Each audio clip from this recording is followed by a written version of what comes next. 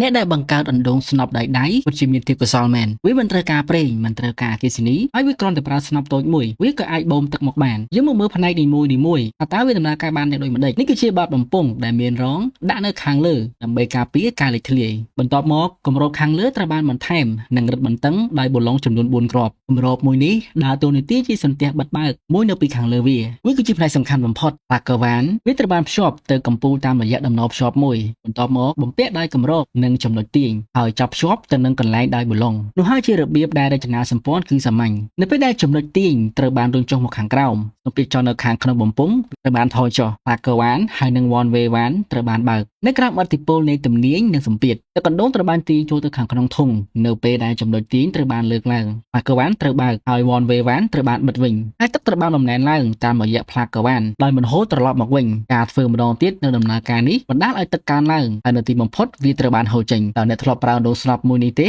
កាលពីនៅក្មេងសម្រាប់បងប្អូននិស្សិតនិងវិស្វករអគ្គិសនីដែលមានបំណងចង់សិក្សាវគ្គ Design MEP អាចទំនាក់ទំនងមកកាន់សាលាឬក៏ Page ឯកទេសអគ្គិសនីដែលយើងមានកម្មវិធីសិក្សាដោយផ្ទាល់និងសិក្សាតាមវីដេអូដែលទំនាក់នៅក្នុង Telegram ផងដែរ Follow for more